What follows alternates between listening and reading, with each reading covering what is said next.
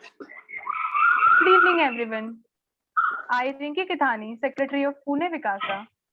And I, Atharva Khurda, Vice Chairman of Pune Vikasa, welcome you back to day 2 of the webinar. In today's session, we are going to learn about the technical analysis of stock market. So let's get to know more about it from CA Anish Chitare and CA Archit Dole. I would like to request my colleague Atharva to give an introduction of our speaker, CA Anish Chitare. C. Anish Chitare has qualified as a chartered accountant in the year 2018 and as a chartered alternate investment analyst in the year 2019. He is currently pursuing Chartered Financial Analyst Level 2 and is empaneled as a resource person for conducting investors awareness programs with ICAI. And he has also co-authored Investment Awareness Guidance Note of ICAI. And he has been trading since the age of 18 years. He has given numerous lectures on various aspects of stock market. Now, I would like to request my colleague Rinki Kithani to give an introduction of a speaker, C. Archit Dole. Now, talking about Archit Dole, sir. He has qualified Chartered Accountant in 2017 and currently pursuing CFA Level 3 and FRM Level 2 and is employed with an investment bank in a product control profile. He is a student of market since the age of 19 and is a keen observer of Indian as well as global markets. Before joining current role, he was an active trader in F&O segment, mainly options. He has been into teaching as well and also conducted numerous seminars on this topic. Sir and CA Gururaj Lunkad have floated FinTube, a YouTube channel to provide education about markets and market events. He had undergone articleship with Kirtani and Pandit Chartered Accountants, and adding feather to his achievements, he completed his HSC from BMCC and have topped the college and was second topper in graduation. Looking forward to this wonderful session with you, sir. Over to you. Thank you so much for the generous introduction. Firstly, am I audible? Am I clear? Yes. Okay, perfect. So before I begin, firstly, I hope that all of you are safe and healthy wherever you are. We are really going through tough times. So a strength to all of us, and please do take care of yourselves and your family wherever you are. And secondly, thank you for having me. I think this is a great initiative by Vikasa, where students can get to know from different speakers on different topics. And if students make use of this information, they can really get a good head start. So a good initiative.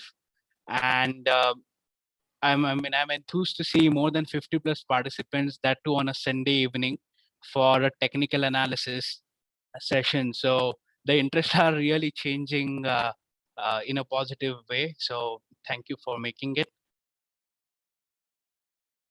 I'll commence with my presentation now.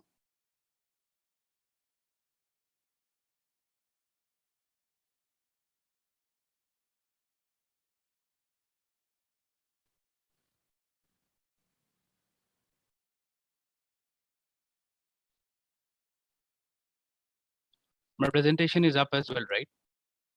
No issues there.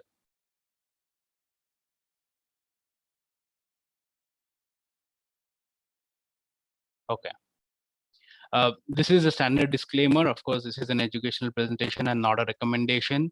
I work with an investment bank, so the views are expressed that are expressed are my own views and not linked to the organization. I have no transaction interest in any of the discussed steps. That's just a standard disclaimer that we have. So here is the agenda for today. What makes a profitable market participant? So this is not just the agenda. Actually, this slide is serving dual purpose. This is the agenda as well as the building blocks of a successful trader. If you notice, technical analysis is just 25% of it. We have trade execution and management, risk management, and psychology and discipline. So we are going to give you an overview about the other three blocks. And regarding technical analysis, we are going to deep dive. And I mean, my objective is to set you all on a path where you can build a system of yourself. So what I'm going to do is, along with technical analysis, we are going to build a system involving RSI. Okay, so before I move further, I want to let you all know that I want to keep this very, very interactive to the extent possible. So before I move to the next slide, can you briefly chat what are your expectations from today's session, please?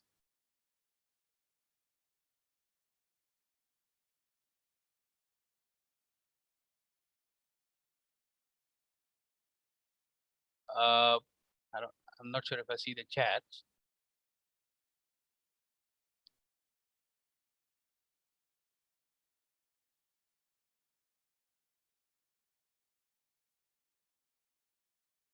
Okay, doubt solving to be familiar with charts, where to invest. Okay, PPFs or stocks. Okay, another minute, around the half a minute to know basics about technical. Fantastic. Okay,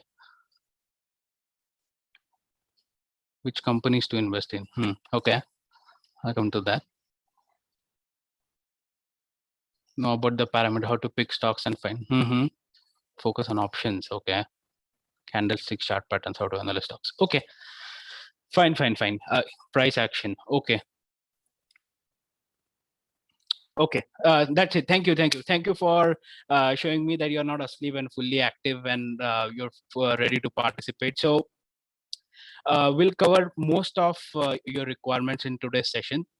Understand that technical analysis is a subject. It's like an ocean, right? We can talk about it for 2 months and still will be in the amateur part of it. So I'll try to give as much as flavor as possible of different parts of technical analysis. And technical analysis or trading rather is more like a sport, right? So don't expect that we'll hang on the PPT for a lot of time. We'll be toggling between the browsers where we'll be discussing or looking at different charts. Okay, so mostly the charts and the browser will make up most of the screen time. Okay, so I'll move with that. I'll move to the next slide. Okay, quick one. Does technical analysis really work? So we are from the chartered accountant fraternity. So we believe only in audited numbers, don't we, right? So Dan Zanger holds the record for audited returns of 29,000% in 2 years. That's obviously made during the dot-com boom, where the global markets were hot and that they were trending, they were going up, they doubled, trebled, quadrupled. So this is like the epitome of success. I don't want to set false expectations, but the point that I wanted to make here is that people who religiously follow markets, who technical analysis, the principles of technical analysis, when markets favor them or when the market conditions are favorable for them, they really, they really make the hay while the sun shines. Okay, so this guy is crazy, 29,000%. So and I hope, I mean, during the crypto boom as well, there would have been a lot of people who would have made decent amount of money using technical analysis.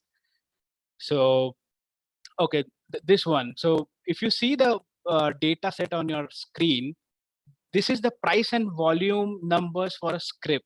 Now, is there anyone from the crowd who can tell me, okay, Archit, this was the decent place to buy, and this was the decent place to exit? Is there anyone who can, just by looking at this table, can spot the correct entry point?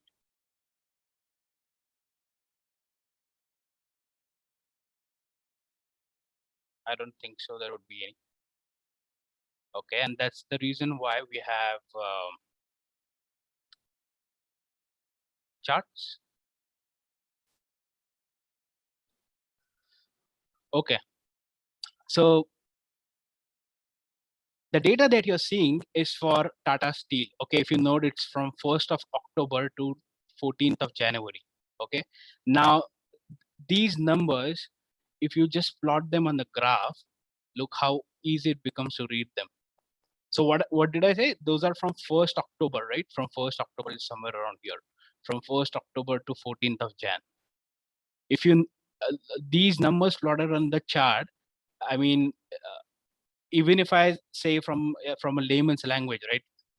Here one would have said that, okay, the price is having a lot of momentum on the upside, and one could have bought it here, somewhere around here. So that's the beauty of the chart, right? A picture is worth 1,000 words, they say. I would say chart is worth 10,000 words and some money.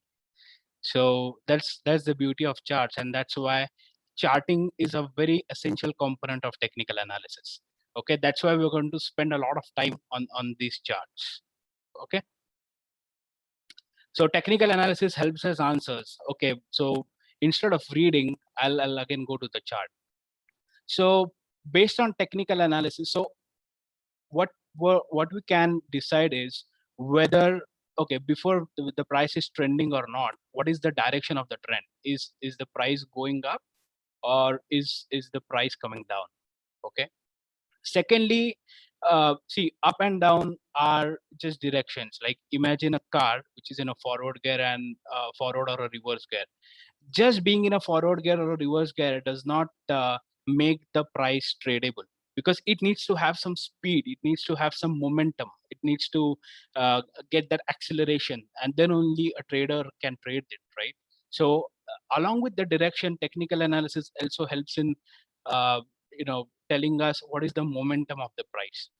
Okay, right? So for example, if you see the data points from October to Jan, you see the momentum with which the price has went up, right? So we later I'll tell you how we could have spotted this momentum earlier, somewhere around this zone. Okay, and we possibly this could have been traded. Even here, look at the momentum, it just blasted off this level. What this level, I don't see it on my screen right now due to the pain, but it just blasted off this level, and we are currently it's now at around 1200 levels.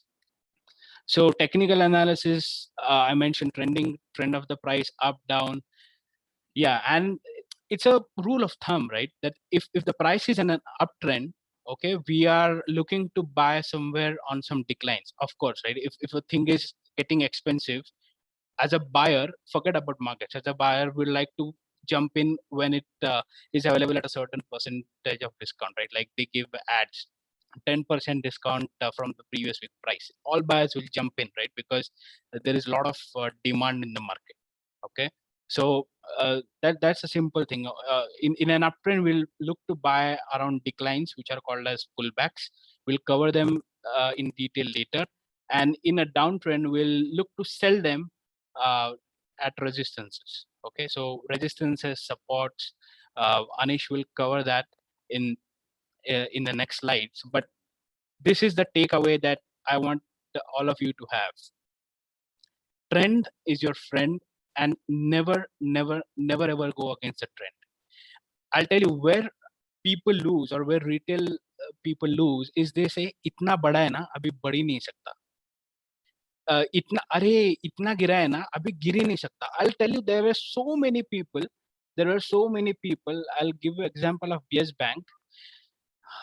Okay, I'll go for the weekly chart. Okay, so when price fell from 400 to around this level, many people said, oh, the price is available at a discount as compared to the previous 5 months, so it's a good buy.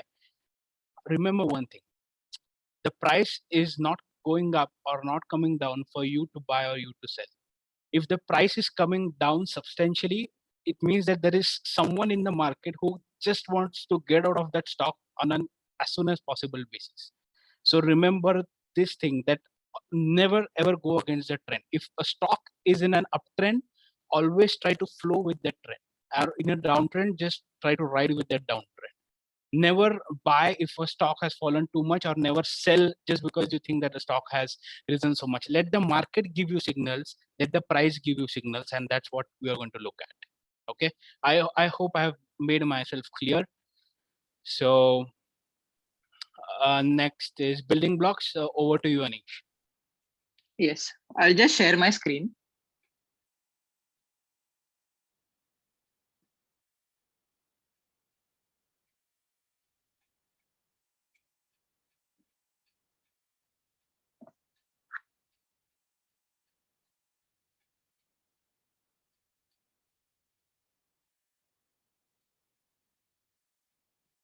Yeah. Is my screen visible, Archit?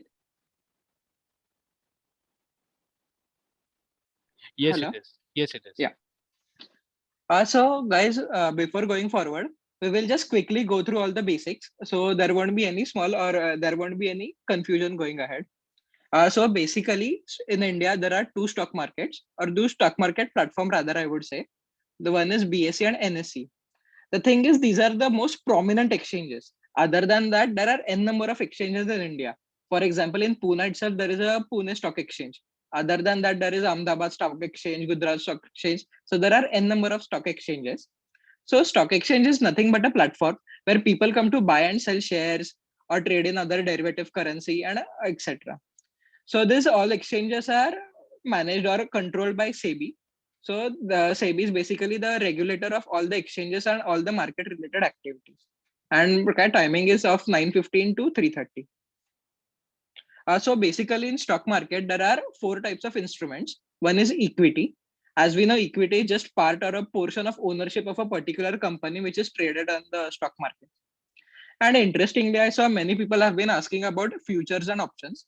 So I would take that in depth rather than going only for equity. So futures and options are contracts on derivative market. So let's take a first example of futures. I'll take you to another screen now. Is this screen visible to you? Yes, it So is. yeah. So let's take an example of futures. Right now, I've opened a map of Nifty 50. So Nifty 50 is the benchmark index of India of the National Stock Exchange. It comprises of 50 top companies of India. Of course, there is a formula on which the 50 top companies are selected. So right now, the spot of Nifty is trading, as you can see, at 15,183. So what would be a future transaction? Basically, future transaction or the derivative transactions are made on basis of what you foresee. So let's assume you foresee that going forward, Nifty will go, let's say, at 15,500. So you expect around 300 points up move from the current level. On the left side, if you see, there is May, there is Nifty May futures, one of the instrument I've listed over here. So as you can see, the prices of spot and future are vary a little. So for let's take an example. So Nifty May futures. So right now the futures of Nifty have been trading at 15,220. So let's say my view is that going forward, the stock will increase. And I presume that the Nifty index will go, let's assume like 100, 200 points. So what I will do is I will go long. So going long,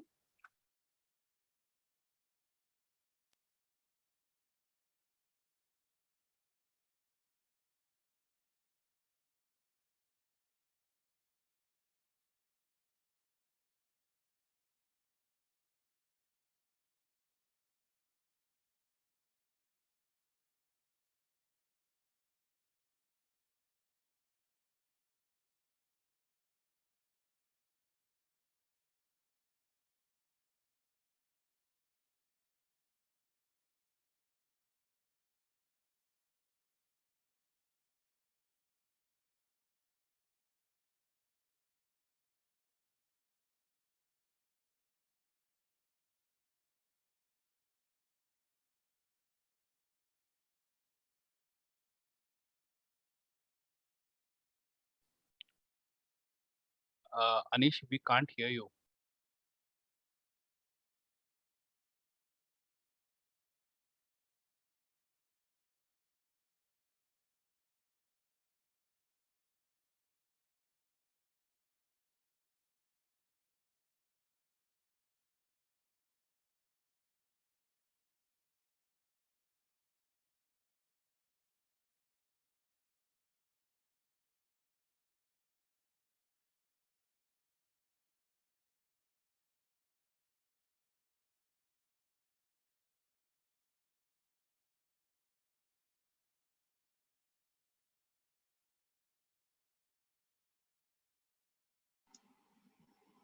Anissa?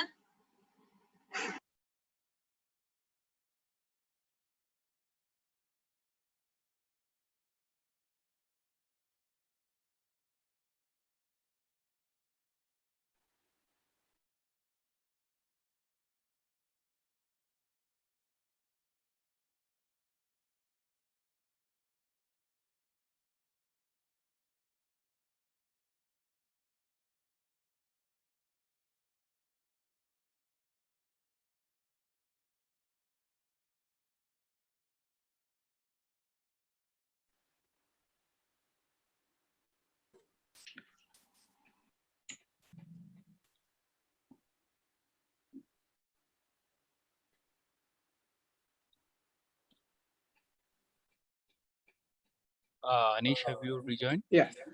Yes. Am I visible? Yes, sir. Yeah. I'll just share my screen again. Can you just make me the host?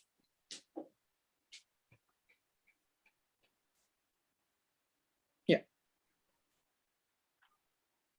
Archit, can you just help me? Where did I go off last time? You were talking about the Nifty graph. Okay. So I will. So let's assume you are bullish on Nifty. So you assume that the Nifty will go up another 100 points. So you are said to be long on Nifty futures. So let's assume you have bought one lot. So whatever price above and beyond you will get, that would be multiplied by 75. So assuming that there is a 100 rupees up move in Nifty, you will be in profit of 7,500. And on the other hand, if there is a down move on Nifty of let's say 100 points, then you would be of course in a loss of 7,500. And so that is the future transaction. So I won't get into much detail about it. So I'll just explain you other side of the coin. So instead of being bullish, you are let's say bearish on that. So you can just go and sell the Nifty futures. Again, the margin requirement differs upon whether you are bullish or whether you are bearish. So it depends on the market condition. So you can, so unlike stock or unlike that, you can even go and carry your short positions for the till the expiry of the contract. So assuming that you are bearish on this and you assume that the Nifty futures would go around 100 points down, you can just go and sell the Nifty futures. And so whatever profit you get, that would be multiplied by 75. So basically it is a leverage product. Then coming second to options. So basically there are two types of options. One is put and other is call. So put is nothing but your right to buy, your right to sell something at a given particular price. And call is nothing but your right to buy at a certain price. So that basically the main difference between futures and option is that in future you don't get different strike price. Whatever is the going price of Nifty, you either have to go long on that or go on short. But in call you can define different strike prices where you can go long or where you can go short. So I've taken a small example. Right now the Nifty is trading, I'll just add. So right now Nifty is trading at 15,183. So if I think that it will go even higher, I will buy a contract of 15,000, let's say 300, which is the next strike. For that, I will have to shell out 75 into 78. So when you're buying, the 78 and 45, as you can see on the left side of my screen, are generally the premiums which you pay to buy that contract. So assuming you have bought 15,300 call. So if let's say the market at the time of closing goes at 15,400, so you would be in a profit of 100 minus 78, whatever you have paid for purchasing the contract. So the balance 12 rupees, the balance 22 rupees would be your profit. And let's assume you have bought a put and the market goes down, let's say at 14,900. So you will be in a profit of 100 rupees per contract minus 45. So basically it would be a profit of let's say 55 rupees. So that is that. And apart from that, you can even go short, that is selling or writing options. So basically when you write options, I'll just come back.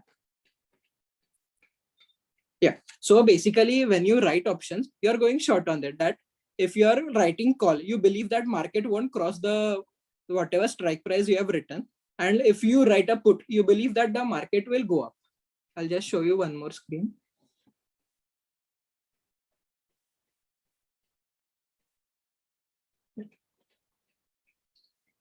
So basically that is that. I know these both are very complicated instruments, and at this time I won't go in much detail in this. So actually there was one more development in futures and options market. Till last year, we used to be able to trade up to 10 times of whatever margin you have. So let's assume you have 1 lakh rupees. Till last year, you would be able to trade up to 10 lakh rupees. But the thing is, there has been new developments and there have been new regulations in place due to SEBI. So from 1st September onwards, SEBI has taken out all the margin from futures and option market. So going forward, from September onwards, if you have 1 lakh rupees, you can trade up to only 1 lakh rupees. So there won't be any leverage provided to you. So now coming to again back to technical analysis. See, the basic difference between fundamental analysis and technical analysis is For fundamental analysis, you have to go and see whether the security is, let's say, at higher valuation, at a lower overvalued or low valued, or whether if it is a bank, what are the NPA provisions in the future, and other things like what is its performance, what is its profit. But when it comes to technical analysis, all such factors have already been factored in the price. So when you're doing technical analysis, there are only 2 or 3 basic components. One would be the price and other would be the volume. As Archit said, in technical analysis, trends are supposed to replicate themselves.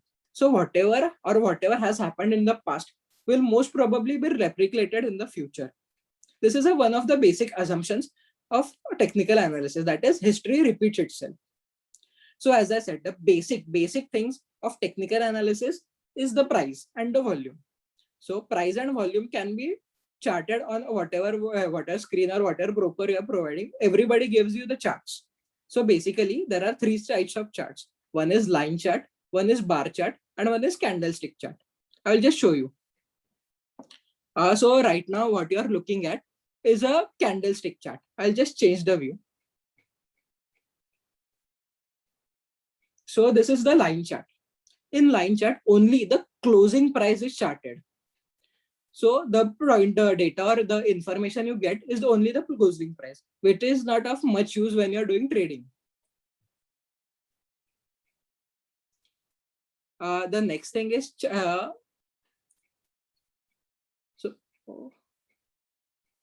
so this is the bar chart. In bar chart, you get 4 data points. One is what is the opening, what is the closing, what was the daily high, and what was the daily low. So this is the bar chart. And this is the most preferred. This is the candlestick chart. The basic difference between the candlestick chart and the bar chart is that there is a body in there. So the rectangle thing is known as the body, and the black lines coming out of the rectangle are said to be the shadows. So if the color of the triangle is red, then it is presumed that it opened higher and closed lower. On the other hand, if the color of the rectangle is supposed to be green, then it opened lower and it closed at higher value than previous. And the black lines which you see are basically the high points and the low points. So basically these 3 charts are used, but the most popular chart has always been the candlestick chart. So this is line chart, bar chart, candlestick. So coming to support and resistance, this is one of the very important concepts of technical analysis. As we have all studied in economics, higher the demand, higher the price, and inversely, the lower the demand, the lower the price. So basically, if the supply is higher, the price goes down, and if the demand is higher, the price goes up. So this is the basic underlying thing of support and resistance. So coming to resistance is such a level on the graph of a particular security where on reaching it, there is a basic presumption that when it reaches the point of resistance, there would be a large supply. That is, people would start selling their shares at that point of time. So whenever the supply is higher, the price would get reduced and eventually the stock will come down. And coming to support is said to be the level where the demand or where the buying power or the buying supply would be higher. So when the price comes to that point, people will start buying rather than selling. So when there is an interest and people start buying, the price would expected to go up. I'll just show you on the charts of Nifty.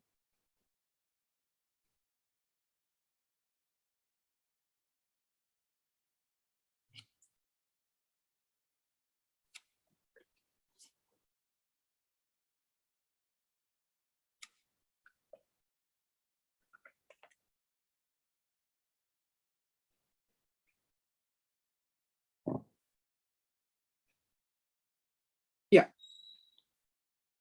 So I will just go in at 1 hour view. Yeah.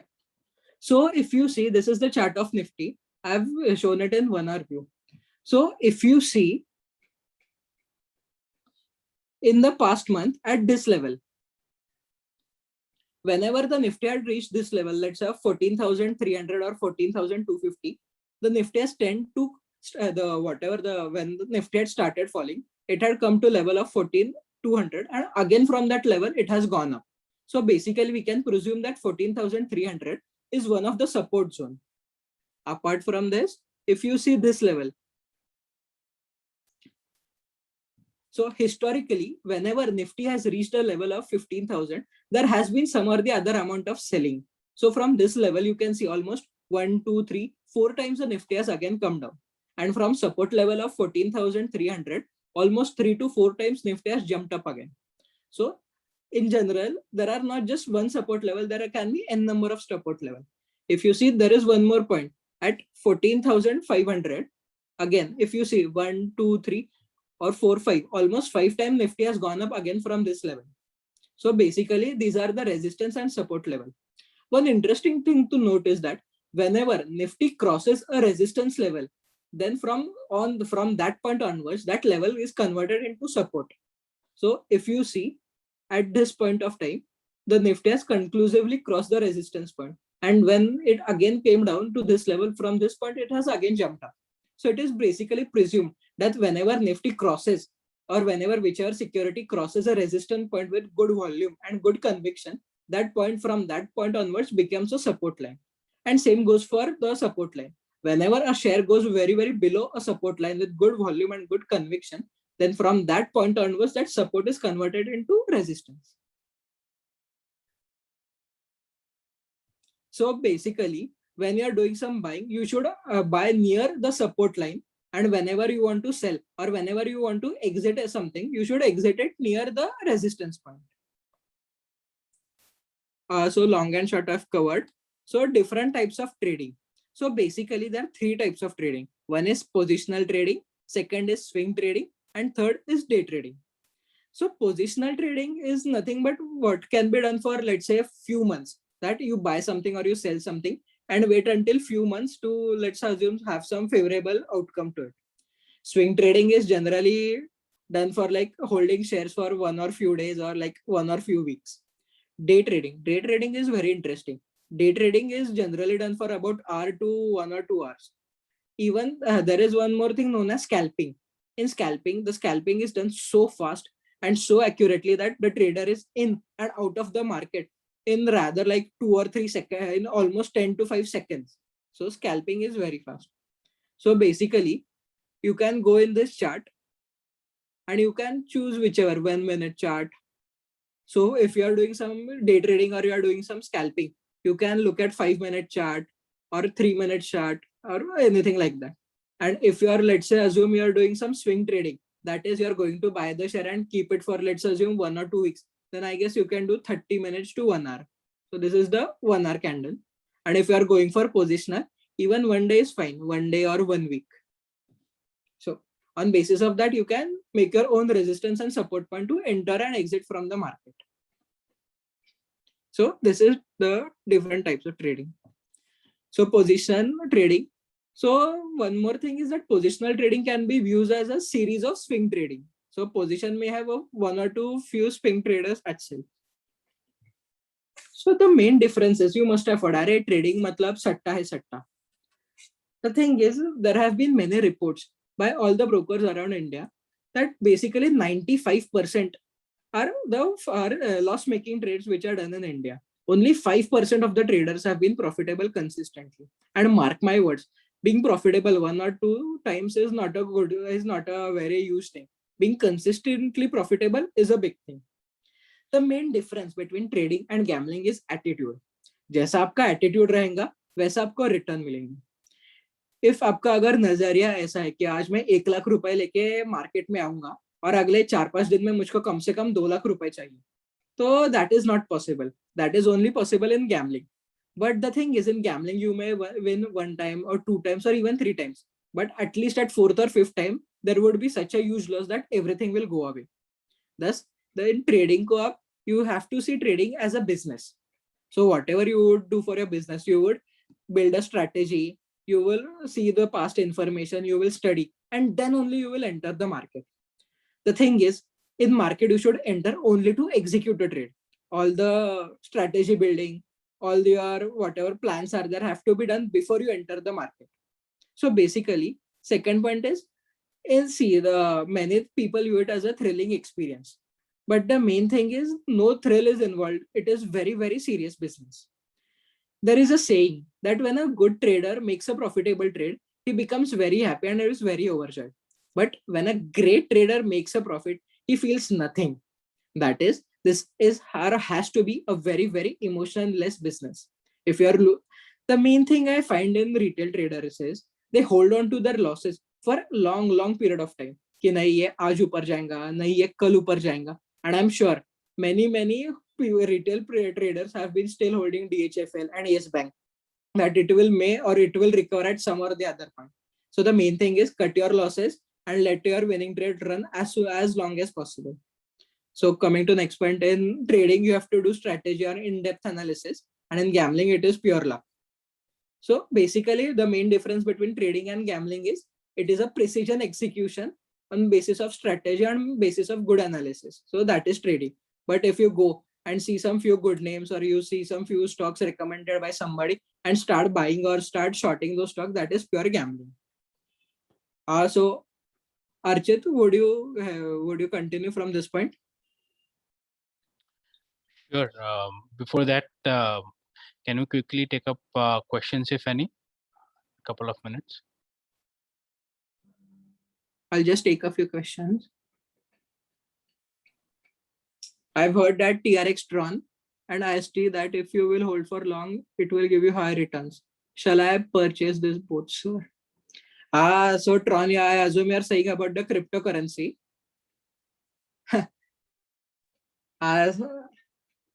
See, cryptocurrency has to be seen as a very, very risky investment. So whenever you are holding something which is this amount of risky or this level of risk, it would be better to either book your losses and get out as soon as possible. The thing is that whenever you are doing or whenever you are trading in cryptocurrency, that trading has to be a short swing trade or at least a day trade. Going positional, I don't think is very fruitful in cryptocurrencies. The thing is that you should cut your losses as soon as possible in cryptocurrencies, and whenever they are going high, you can continue as long as the trend doesn't reverse. One of the question, how will we predict the price will rise or reduce? See, technical analysis will give you a good probability. The thing is that nobody in this world can tell you whether Nifty opening tomorrow can go up or go down. Technical analysis can give you a good amount of predictability or probability. So let's assuming that the prices continue rising, all the economy or all the indicators are giving you a bullish signal, then you have a good amount of conviction and good amount of probability. So it is all the thing relates to probability. Why recent IPOs are being listed on discount? I don't concur with your view that some of the IPOs have been at discount, but I guess majority have given a good return like Route Mobile and etc. So that is that. Trading is not different from speculating. See, future trading is not different from speculating because we are speculating prices, right? See, the basic crux of trading is the probabilistic nature. So whenever you're trading with future, there is some strategy involved in that. So let's say there is some, I guess Archit, would you like to take that much better thing? That why future market is not speculation? Yeah, sorry. So see, the thing is that in that context, even weather forecasting is speculation, isn't it? Because based on the available parameters, the weather department forecasts the weather.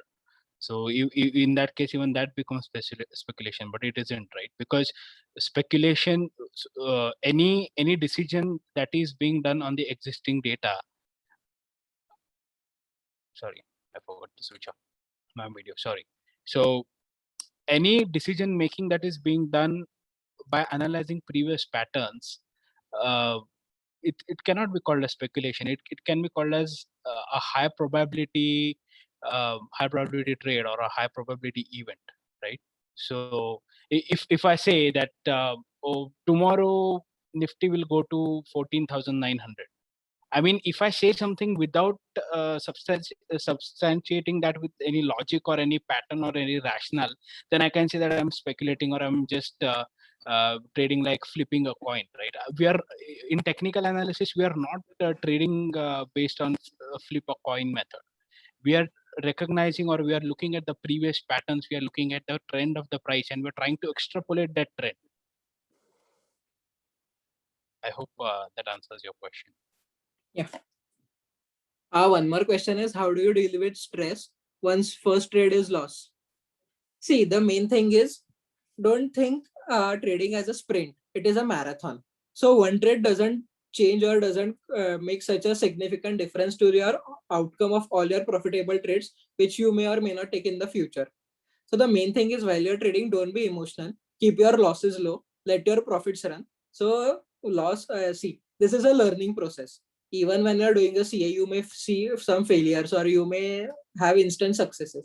So stress is a part of doing that. So as you continue trading and as you gain more and more experience, the stress would go away. It is just a part of the process. If you're new to the market, the stress is okay, right? It goes away with experience.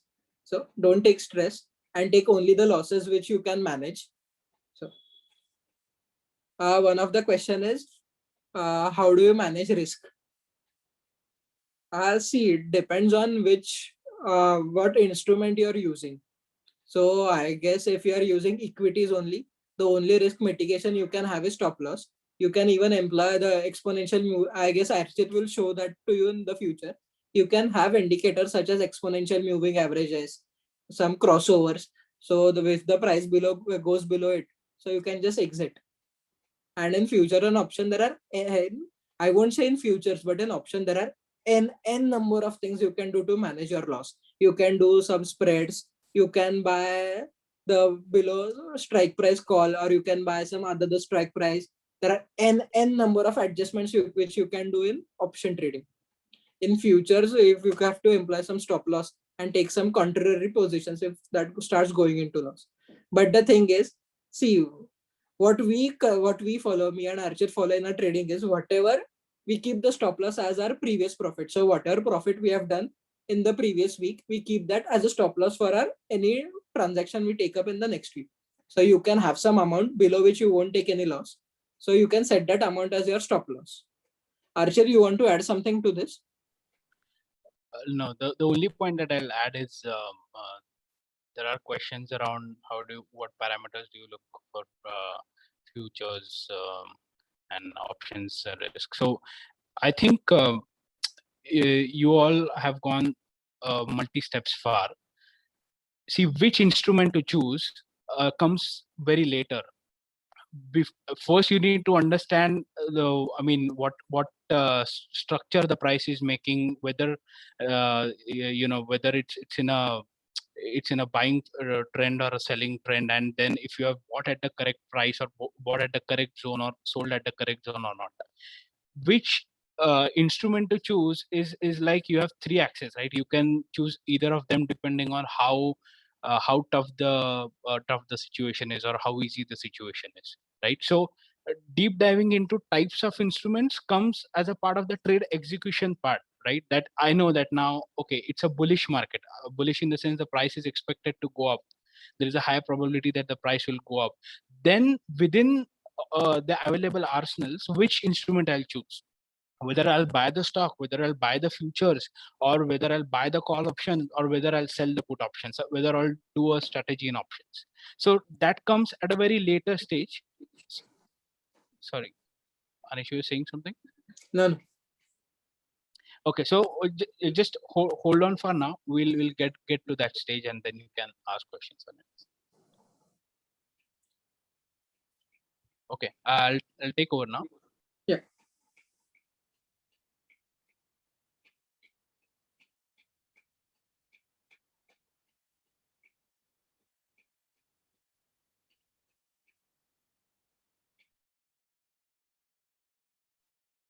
Okay. So now we are going to get into technical analysis and system building. So we are going to try to build a system. So all of you are new traders, okay, and we are going to build a system which is going to answer a lot of questions of yours. Okay, when to buy, when to sell, when to exit, what should be the stop loss.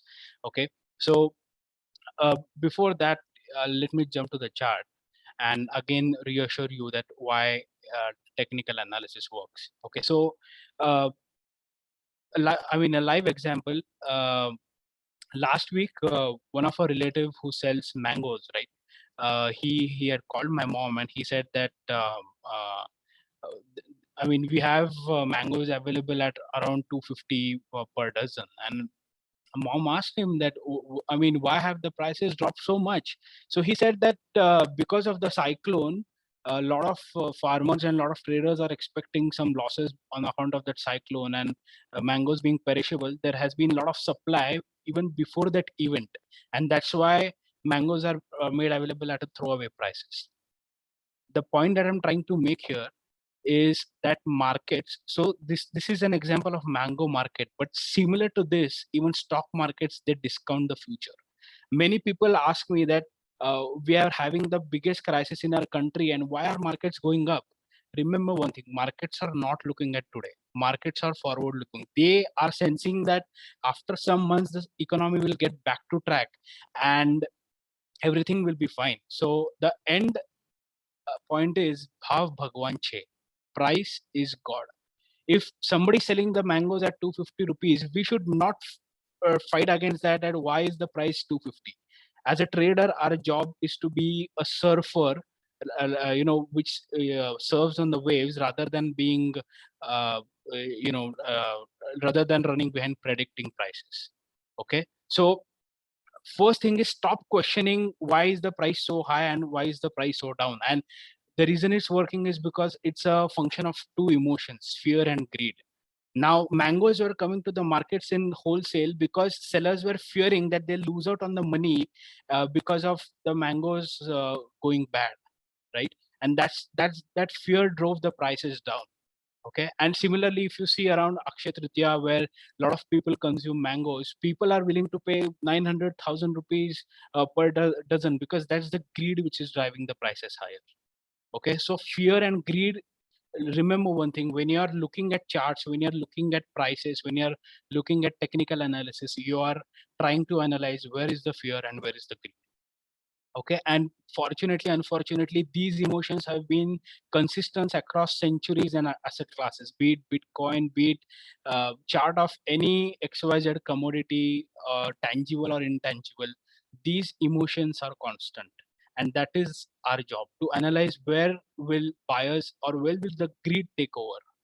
Okay, so before we start our trading journey, before we start building on our system, it is important to know yourself. Okay, what type of person you are in terms of risk appetite. How does your day look like? How much time and resources are you willing to spend? People directly start with intraday trading, with high frequency trading, with 5 minute, 3 minute intervals. I'll show you later why cracking that is so difficult. Okay, so now try to first understand yourself, that how do you stand in terms of risk appetite, and how does your day look like? Are you a very sensitive person? There are people, of course, right, nobody wants to lose. That's why people initially are very very sensitive to losses. Somebody just asked it, but when you build a system, you'll understand that losses are just part of the game. Okay, so next thing that we want to decide when you're building our system is what type of a trader we want to be.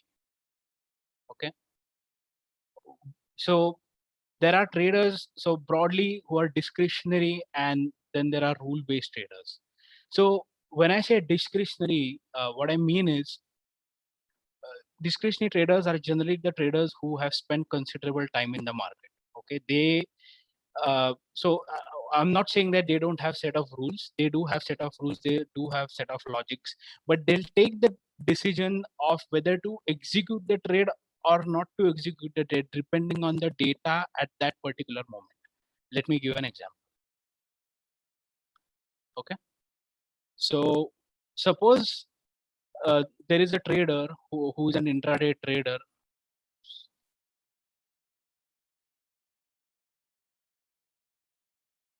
Okay, suppose there is a trader who is an intraday trader who has a simple rule that I will buy above yesterday's high. Okay, so this is a common price action. So a lot of you might have heard that price action trading. Price action trading, it's nothing but understanding demand and supply. For example, if yesterday, again coming back to the mangoes example, if yesterday price of mangoes was 900 and today morning it's trading at say 902 902, it means that buyers are coming in, right, in spite of the high price. So that's is a price action suggesting that the price may rise further because there is an interest among buyers. Okay, so if the rule is that you buy above the previous day's high, now here, so this is the 20th. Okay, this was the previous day high. Now how would a discretionary trader versus a rule-based trader look? So assume even the rule-based trader has the same logic, that I'll be buying above the yesterday's high. Okay, now this is the 20th May and the high is somewhere around 33,819. I'm talking about the bank nifty now, one of the most traded indices. Okay, the price is around 33,820. Now if you see this candle, this green candle at 9:30, so on the x-axis you will see the time and the date. Okay, so the 9:30 candle, it broke above the previous day's high. Now what a discretionary trader will do is he'll try to analyze the strength of this candle, that how is the candle looking, is it has it just broken the previous high, how is the volume. So this is the index, that's why you won't see the volume. I'll have to switch to the futures chart. Yeah, so if you take a look at this, so if you see the volume here, right? Archit, the chart is not visible. We are on still the PPT. Oh, sorry.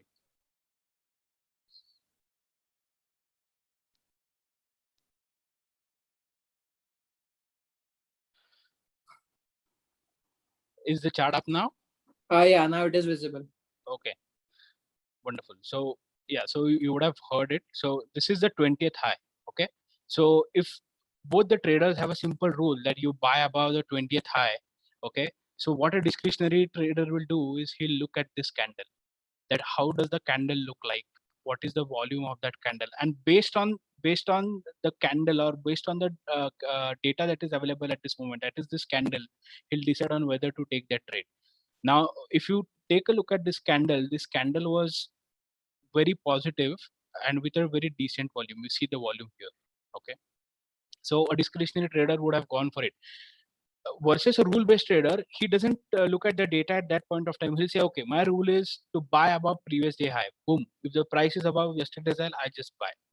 Okay, so what I suggest is, in the beginning it's always easy to be a system-based trader till the time you build the experience to judge the price and judge the charts. Okay, it takes some time to be a discretionary trader. For the timing, we are going to be system-based traders. Okay, that means we are going to have a set of rules, and if those rules are met, boom, we are going to take the trade.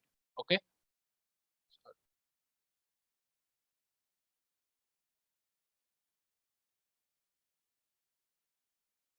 Okay, so now we are going to develop a system. So what should our system tell us? Okay, this system should tell us the trend of the price, the entry zone or the entry price, expected stop loss at inception. Stop loss in the sense that if the trade doesn't go in our favor, you just get out of the market by taking a small loss. Okay, that's part and parcel of being a market participant. Okay, there is nobody in this world who would have not taken a loss. Okay, nobody, literally. Then whether the stop loss, so as and when your position goes into profit, whether you should trail the profit or whether you should move your stop loss. Okay, then possible target, exit point, and maximum drawdown. Okay, I'll talk about what maximum drawdown is later. Fine. So these are the things which our system should give us.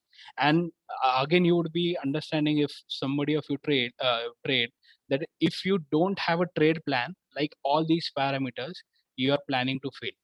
Okay, because understand this thing, that making money in the markets is not easy. You're trading or you're competing against IITians, very experienced chartered accountants, very brilliant minds from all over the world. You're competing against algorithms. You're competing against computers. So if you don't have this set of parameters ready with you, you are like a very easy meal for them in the market. That's what you are. That's what capital is. Okay, so when you enter a market, always ensure that you have the entry and the exit plan with you. Okay, and that's how we are going to build a system. Okay, so first step in building our system is understanding what is the trend of the price. Okay, trend is nothing but direction. I explained it earlier. One thing which you need to understand very clearly is that trend is a function of time. Okay, so it depends on which magnifying glass you're using. For example, let me go to this bank nifty chart. Okay, or let me go to the okay, the hot one is the Bitcoin one. Even yesterday it was under so much discussion. Bitcoin. Okay, now understand this. So again, when I'm talking about the date, you need to check on the x-axis. X-axis has the date. So if somebody asks me from say 6-month horizon, how is the price? The price is an uptrend. Why? Because in October the price was around 15,000 and now the price is around 38,000.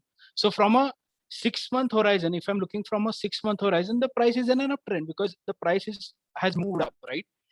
But now if I look at the price from a weekly horizon or say from a daily horizon or from the previous month horizon, how is the price? The price is trending down, right? Why? Because on 8th of May, the price was 60,000 and now the price is 35,000. So number one, very important. As a trader, you need to first know what time frame are you going to trade on.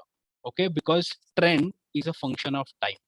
It depends on which time frame you look at. And as a beginner, if you're starting in the markets, it's always beneficial to start with longer time frames or higher time frames. That's D means daily or weekly. Okay, I'll tell you the reason why later. Okay, so understand this. So trend is a function of time. As a trader or as a market participant, you first need to determine what trend or what time frame are you going to be trading with. Okay, and in the beginning, as I said, having higher time frame helps. Okay, so now yeah, so I've mentioned higher time frame charts are used to identify the broader trend of the market, and lower time frame are used for trade execution. Now see, it's simple. Okay, the reason is I'll move to the weekly chart of Bitcoin. Okay, now look at this. From this zone the price went up here, and red candles means there is some selling, right?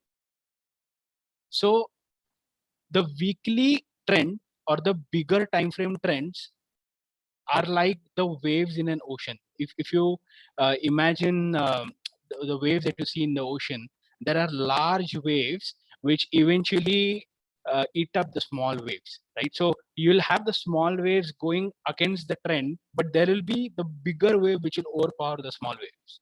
Okay, market works in similar fashion. The bigger wave, the bigger time frame is the bigger wave. It will eventually eat up into the smaller waves or the smaller price moves. Okay, that's why I said so.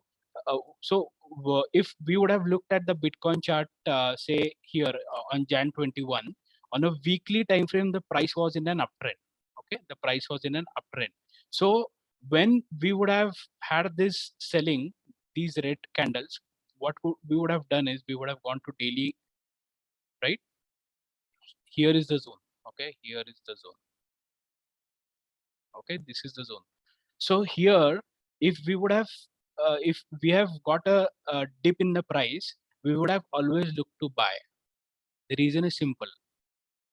Always try to be with the longer trend. Okay, especially if you're trading on a daily time frame. Okay, so objective is to be with the in line with the longer trend, and by getting opportunities by looking into the smaller time frames like D and uh, I mean we can go even to the 1 minute chart for execution, but I will not go to that level. So crux is you need to look at the higher time frame to understand the trend of the market, and at the lower time frame to get an entry or execution of the trade. Fine. Okay. Now, how do you identify the trend? Okay. So I'm saying, okay, you're looking at this chart, but then the question that you'll have is, okay, you're talking about trend, longer time frame, shorter time frame. How do you know the trend? Fine. Okay. So there are two primary ways to do it. First is based on price action, that's based on structures and price formation. And second, we have indicators. Okay. So first is price action and second is indicators. Now, again, to explain the price action in brief, right? So let me give you an example. So I was talking about mangoes some time back. So what will happen is, so suppose the price starts at 500 rupees. Okay, the demand starts surging. Now because the price became a bit expensive, the demand will drop. Okay, and the sellers or the suppliers will start providing more and more mangoes at this point of time, right? So the price will drop a bit. Now those who wanted to buy, they'll see that the price has dropped as compared to the previous week, right? So they'll again start buying here. Okay, now the buyers again will move up, and those would have missed here, they'll say, okay, yaar, the price has moved so much higher, it looks like we'll miss out on the mangoes. So they'll again enter and they'll push the price higher. Now the price has gone a lot higher. Now again the mangoes will become unaffordable and the supply will come in because there is so much demand. So again the price will dip to some extent, and because now the price has become affordable as compared to the previous weeks and there are still buyers in the market, they'll say, oh, the price is at discount as compared to previous week, they'll again jump and buy. So the point that I'm trying to make here is that the price makes a higher high and a higher low structure. So any bullish market or any market that's going up, it'll create a structure like I have drawn here. Okay, similar on the downside, right? Similar on the downside, it'll form a structure like this. Okay, so this is what we call as the market structure. Okay, or I mean, this has been defined clearly in the Dow theory. You can read the Dow theory in detail, but an essential form of understanding the trend of the market is to understand the structure of the price. Okay, so Tata Motors. Okay, so you're seeing the weekly chart on your screen. Look at the structure from here. Isn't it this way? Till this point where or till this point where this lower high structure was broken. Okay, so important thing is, first thing is visual, right? You need to understand the structure of the market. And again, I'm not going into 5-minute 15-minute charts. I'm looking at the longer time frame, higher time frame, that's the weekly chart. So one is understanding the structure of the market. By that way you'll be able to understand the trend of the market. So for example, somebody will ask me, Archit, but in here the price went up, it crossed the previous high, so this is what we call as a fake out. Okay, so the price went up, it gave a fake signal that it's going up, but then again it crashed. Fine. Okay, now based on what I spoke, if I quickly try to explain, so now Tata Motors structure, okay, how is it? It's like a bullish, right? It's like a bullish. Now you'll understand that there are many technical analysts who say that it will be a week below this price and it's a buy above this price. Basically what they are doing is they are analyzing the swings here. How? So if you take a look at this swing, right, this is the level where Tata Motors has bound thrice, 1, 2, 3. Okay, and this is the level from where Tata Motors has reversed. So as Anish mentioned, this is the resistance and this is the support now. Okay, so when you hear analysts saying that it's a short below 282, so the price that you see on the right hand side is 282, so it's a short below 382 and it's a buy above, say, this level 344. Okay, so they're saying this based on these levels on the chart. Okay, so this is purely based on the price action or the price chart that you're seeing. So if I go one step deeper, it might, I don't know if it's getting too technical or too difficult, but if I tell you in terms of simple demand and supply, you'll enjoy it. Okay. What did I tell you? That red candle is a supply. Okay. That red candle is a supply. Now just look at the green candle. So this red candle, sellers came in at this price 300, but the buyers overpowered this price with such a vengeance. If you take a look at this candle just threw away all the shorters, right? It just say, I mean, I want to buy on an ASAP basis. I don't care. What it means is then whatever supply was available at this level, that supply has all been eaten up. Okay, because imagine, right, there will be, I mean, there's going to be finite supply and finite demand, again linking it to fear and greed. So if price went above this level, basically sellers did not have any fear left, right? That's why they did not sell at that point, and they allowed the price to go up. Okay, so in that sense, even after price coming down, the price has respected this level. So any further supply will come only below this level, and those supply will be from the people who have fear of losing.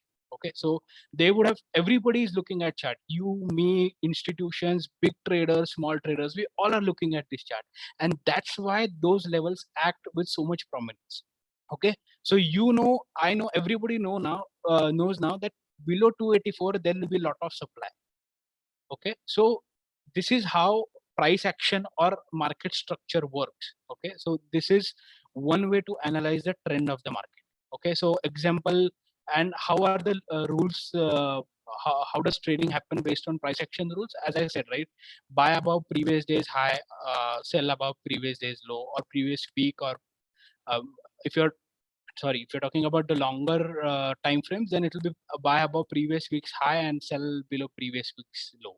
Okay, and then you have other tools for price action, right? You have the chart patterns, and you have the trend lines and the Dow theory. Dow theory is the market structure I just explained, but if I mean, then there are other tools like trend line. So what I'm going to tell you is the resources which you can refer to read about how trend lines are drawn. But even without going into details, just understand this: if market is coming down, a trend line is drawn by connecting all the lower highs. So the structure that I've drawn, right? So if if I show you, okay, so see, this is a nice trend line that's being, I'm not forcing the trend line on this chart, but this is sort of a nice trend line that was that Tata Motors was following, right? And when, see, I'll tell you, so at this price the trend line broke. Okay, at this price the trend line broke, and here the sellers tried to push the price lower with this red candle, but they were not successful because this red candle was eaten up by this demand and the price continued its march forward. So within price action, you have the market structure, you have the trend lines, then you have trend line retest as we call it, and then the price will march forward. Okay, so one tool to analyze the trend of the price is price actions, which I explained. Second is indicators like moving average. It's a commonly agreed sort of event that if markets are trading above their 200 daily moving averages, then the price is in an uptrend. Okay, if they are not trading above their if they're trading below their 200 daily moving average, the price is in a downtrend. No, so what I've done, I've applied the exponential moving average 200, and I've selected the D. Why D? Because 200 daily moving average, right?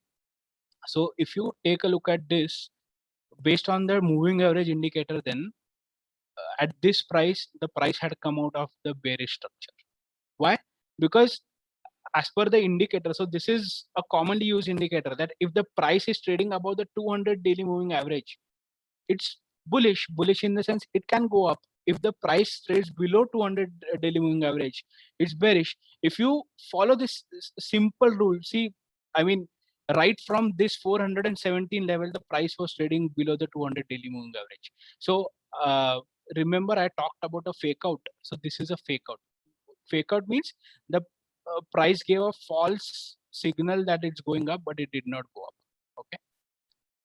Again, here was sort of a mini fake out. Then again, but here it it managed to hold on to that 200 daily moving average. And if you take a look, the price is still above the 200 daily moving average. Okay.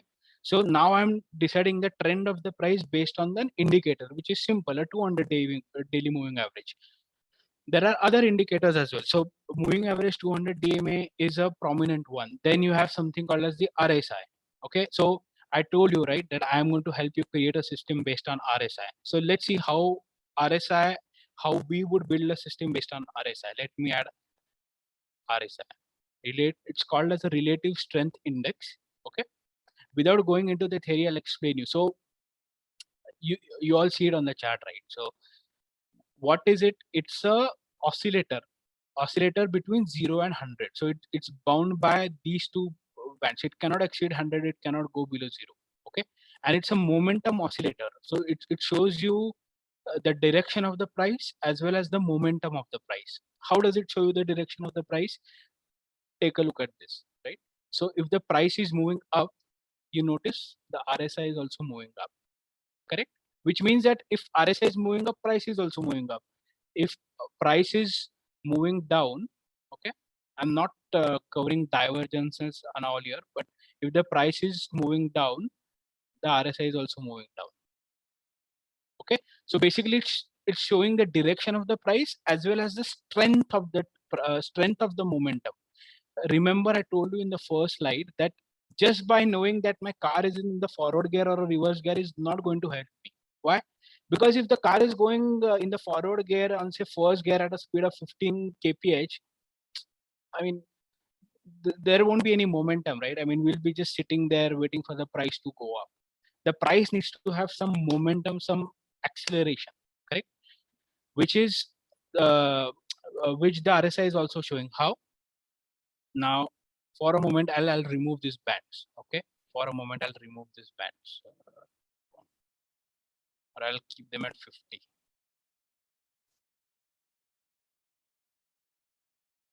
Okay, so this dotted line is the band.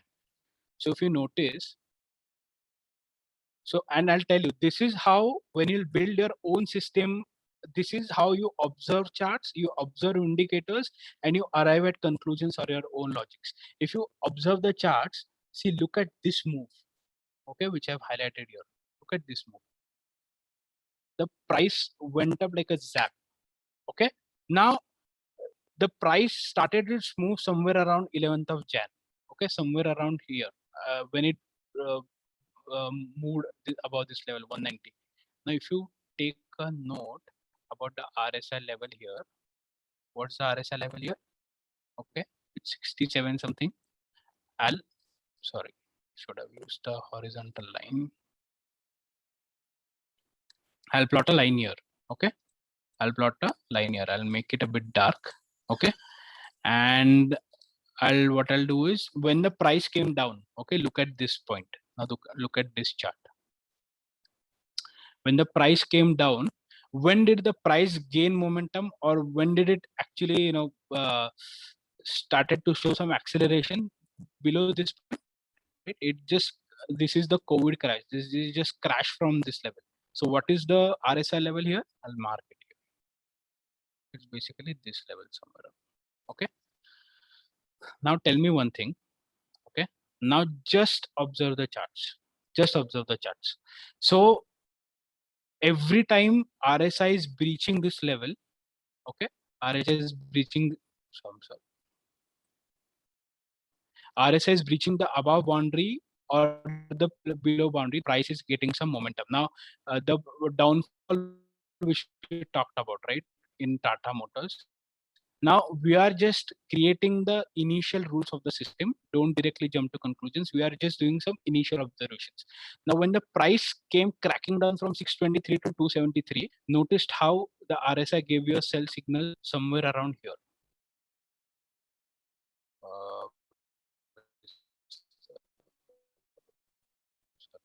When did it give you? Okay, it gave you somewhere around here, and once it crossed below till I think 20 by 16, it never went above the 70 band, right? So it gave you a sell signal somewhere around here. It told you that Tata Motors is going down, and the price continued to move lower. Okay, so these are the initial set of observation that you should draw when you use an indicator. Okay, so what did you look? He said, okay, first job is to identify the trend of the price. It can be done by two ways. First is price action based on structures and price formation. Then you have the trend lines, chart tools, Dow theory, and then by using indicators, moving averages, or something like RSI, on which we are going to build a system. Okay. Now, Dow theory, I already explained. This is the modified Dow theory. Do read about the Dow theory in detail. Now, many people ask me that which is better, price action, structures, price formation, or indicators. I'll tell you, most of the professional traders use both. Okay, most of the professional traders use both. How? I'll tell you. Okay, so RSI gave you a sell signal here. Okay, I marked the level here. If you notice, okay, the structure I was talking about, right? Lower, higher high, higher low. Didn't the structure break somewhere here? Didn't the structure break somewhere here? If the price had to go up, ideally what it should have done is when it came down, it should have gone up, right? But it didn't happen. So at this point, you had multiple things going in, telling you that the price is going to get short. How? The structure broke at this point, right? Then at this point, it was even more evident. Why? The price started trading below the 200 daily moving average. Okay, so as a trader, your job is to look at multiple confluences. When I say confluences, I mean that RSI is telling you to sell. The price is below 200 daily moving average. It has broken the structure of higher highs, higher lows. It means that it's a sell, or it means that the price is weak. Okay. So this somebody is asking something. I'll come to it. Come to it. 1 minute, I'll take questions. RSI won't move. Yes, so I'll tell you how RSI will so we'll develop it, right? So you'll come to know what RSI does in a range bound market. Okay. Okay, so hold on. So first thing is to set up the trend. Then how do you select which tool is the right one? I already told you that there is no single indicator pattern which is considered holy grail. Okay, but I'll suggest that you have a very deep understanding of chart patterns, trend lines, the different charting tools, and the resources that will help you get understanding of the tools I've mentioned here. Zero Diversity, Japanese Candlestick Charting Technique by Steve Nissen, Getting Started Technical Analysis by Jack Schwager, Encyclopedia of Chart Patterns by Thomas Bulkowski, Technical Analysis Using Multiple Time Frames by Brian Shannon, and Technical Analysis of Stock Trends by Edwards and Maggie. To start with, you can refer to all these resources. They'll really help you understand what are the different chart patterns. I have limitation of time. I cannot cover everything in detail, right? So I would love to go into a lot of that depth. I can continue talking on this topic for hours and hours together, but we have limitation of time. So these are the resources that will help you in understanding how can you understanding about the price action, the chart patterns, use of trend lines, and how to understand the price action in more detail. Okay, so fine. So example of system using RSI. RSI I already explained. As I said, you don't worry about the theory. I'm showing all of you on the chart. Okay. So the initial observation that we made, we marked the lines. I'll move to the next phase. Okay. So now based on RSI, we created a rule, or we marked these lines, right? Oops. I'm sorry.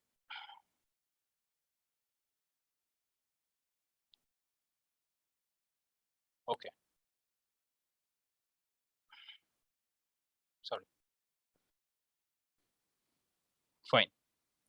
Now So when we are building a system, right? So we did our initial observation. Okay, right? We marked the bands and we said that okay, we are seeing that the price is gaining momentum above this, and the price is. I mean, just look at this, man. I mean, just look at this chart. This was like a this level broke the 200 daily moving average, and this level, boom! It was like a rocket. That was the COVID fall. That's why it was a rocket. But anyways, okay. So yeah. So again, while building the system, we need to modify our analysis, modify our rules to suit the market conditions. Again, understand one thing, that RSI, the levels that we have marked looking at the Tata Motors level. These levels can change from uh, stock to stock, because every stock has a different pattern. Okay, every stock has a different pattern. Now, if I'm an aggressive trader, okay, just hear out. If I'm an aggressive trader, uh, what someone would tell me, Archit, the price actually started its up move somewhere around here. Okay, somewhere around here. Okay, oops, yeah. So can't we lower this band? Okay, so for now, what we'll do is we'll lower this band to 55. Sorry, 58. I have kept it. That's fine. Okay, for 58. Now, if you see, I've lowered the band at 58. It's still giving me decent signals. How? Notice here. Okay, it crossed here. It gave a false signal here. It crossed here. Okay, it went up, and again it came down basically. So this would have been a cost to cost. So what we are doing here is we are trying to analyze, by lowering these bands, can we get better entry or better exit opportunities? See, on the downside, I'm pretty much convinced that 41 to 42 is really acting as a good level for Tata Motors in terms of short. Okay, and I'll tell you one thing, one interesting thing. If you want to make this more useful, look at this. Zoom out. We all in trading, there is always a term, when in doubt, zoom out, which means that if you want to understand the trend properly, as I mentioned n number of times, I might sound like a broken record, but still I want to get that in your head, that the longer time frame always sustains. Okay, now just look at this. This was the weekly time frame of Tata Motors. Now if I lower this to say 50, 52, or say 55, just look at the moves that you are getting on Tata Motors. Okay, so so this was a good up move, I would say. This was a, sorry, I think I've done a lot of mess on this chart. I'll start a new one.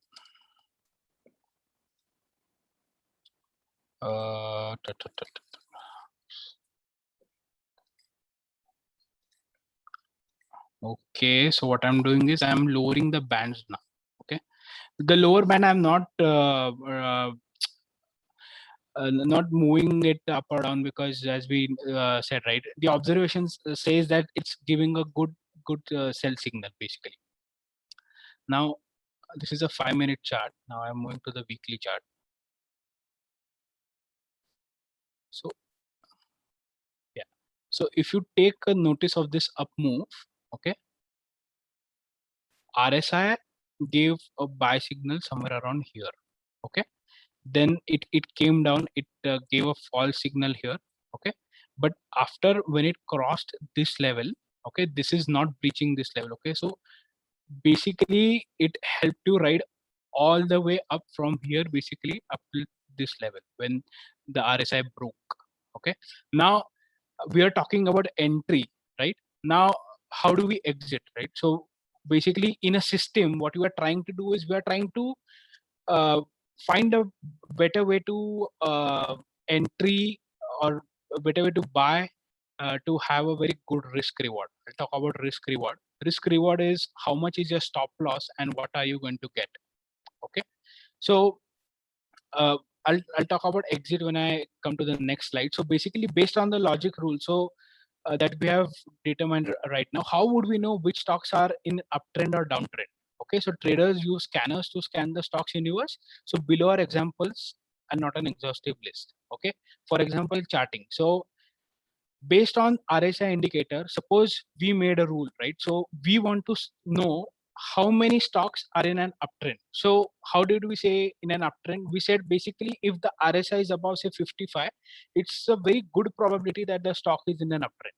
If the price is, if RSI is below 42, it's a very good probability that the stock is in an uptrend. So how do we know? There are 1500 plus stocks on the market. So use something called as like a charting. Okay, so I'm not promoting any particular tool here. It just I found it useful. Okay, so suppose we create a scan. Okay, so here you can create a scan. How you can create a scan? Say close price. Sorry, my bad. Say RSI relative 14 is the standard RSI one is greater than say number say 55. Okay, so basically what I'm doing is I'm scanning all the stocks whose RSI values are more than 55. So when I say latest, it's going to give me on daily time frame basically. Okay, so let's run the scan. If you run the scan, it will give you all the companies whose RSI is more than 55. Okay, so let's take an example of this one. What's this? It's accuracy. Okay.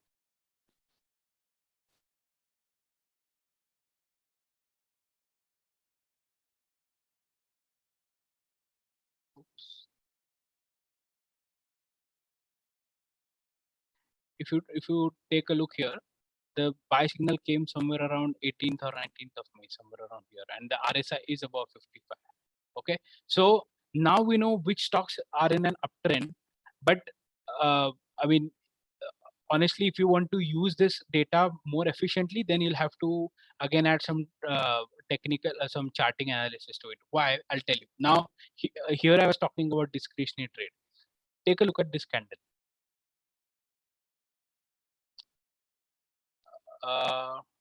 We have a question. Nagaraj, let me complete this. Okay, then I'll take questions. Okay, let me talk about this candle. If you take a look at this candle, Anish mentioned that in candle, the wick or the shadow is nothing but the price tried to move to 416, but it was pushed lower, 397. So as a buyer, I know that the stock is in an uptrend. The RSI is above say 55. I'll look to buy only if this shadow is getting filled. Okay, that means the buyers are coming here, and then the stop loss will somewhere be around say this level. Okay, now if I come to our system, what we said that a stock is bullish or it will go up if RSI above 55. Now it does not make sense ideally to search for stocks above 55. Why? Because the stock has already gone up, right? So ideally what you should do is say above greater than say 53, and then add a scanner, or maybe even 50 conservatively. That basically you want to get the stocks which are above 50 and less than 55. Then you can add a second layer of scanner. Okay, so what I'll suggest is in the beginning start on a weekly time frame. Now this accuracy, it was I think listed recently in Jan, so it doesn't have previous data. But had you looked at say JSW Steel, right? Take a look at JSW Steel.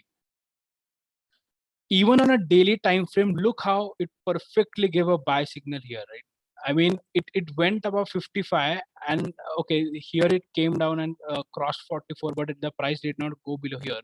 So basically, our entry is going to be somewhere around here. We would exit here at say some profit and again enter here because the price again moved above 55. So here the system that we are simply creating is buy if the RSI goes above 55 and sell if it yes, Nagaraj.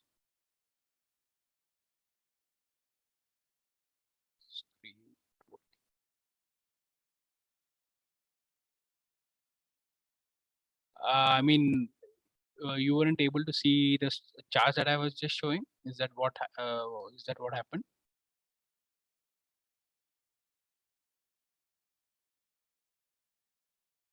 Hello.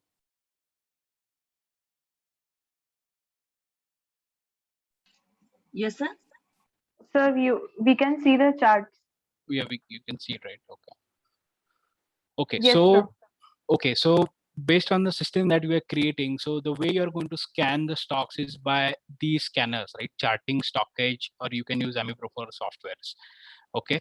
Now for back testing, okay, so once you create a set of rules, you need to see whether those rules work or not. And for that, you need softwares like AmiBroker, TradingView, TradeTron for back testing. Manual back testing, you can do it on the longer time frame. See, if you're starting with weekly, to be honest, you can even do for some stocks manually as well, because there won't be many buy and sell signals, right? So, uh, okay, so I'll continue with that example. Okay, so what did we say? Our system should tell us when to enter, when to exit, what should be the stop loss. Okay, so what we decide is on a weekly now, because I said, right, we will stick to the bigger time frame. We'll continue to enter if the price moves above 55. Okay, price move above 55, and the stop loss that we will keep is the low of the signal candle. What it means is the price cross somewhere around here. Okay, RSI cross, sorry, 55 at this level. Low of this candle is going to be a stop loss. Okay, that's a simple rule that we have created, that you basically buy here and low will be a stop loss. Okay, and then you buy above the high of this candle and just trail based on how the price is moving. Okay, so if you want a better alternative, or if you want a objective alternative to trail, you can add a moving average. So Archit, one of the contestants wants to see the Fibonacci. Can you show that also? Yes, Fibonacci. Yeah, I'll show Fibonacci in a minute. So entry I talked about. So exit, what you can do is, I was telling you quickly, is that you can have a moving average as an exit point. For example, you bought here, okay, and then you keep on trailing based on this 9 moving average. So here you exited, but that's fine, right? Again, you got an entry here. Why? Because RSI is above 55 and the price is above 9 moving average. You would have again entered here, and till date your stop loss, or you haven't exited the position.